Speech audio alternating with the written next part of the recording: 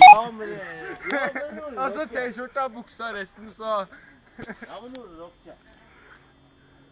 Ja, kom. Det her blir bra. Ta T-skjorta, og så kler de av seg de også. Ja, men skal jeg komme med elgen? Ja, kom med elgen. Elgen, da. Elgen er jeg. Ja, men i helvete. Ja, ja, men i helvete er ikke det... Ja. Det er jo så jævla kjedelig. Det er jo Du det. var litt kjedelig, ja. Det er ikke det her vi er vant til. Nei, dette er ikke jeg vant til. Normalt sett så er det de som kler av seg først. Jeg tuller. Nei, det gjør du faen ikke.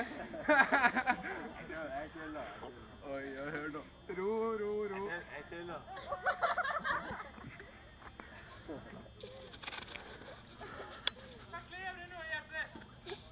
Ja!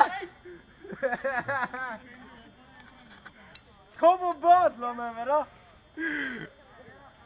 Hvis jeg får lov å ta på meg badeshorts, skal jeg være med. Marius! Kom on! Nei, jeg har ikke badning her. Kom on! Spinn noen rundinger, det blir et helvete. Det får ikke du til!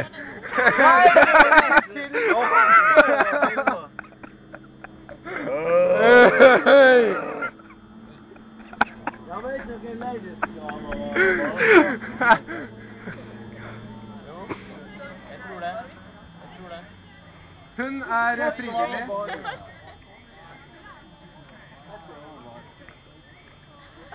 Du er med å bade.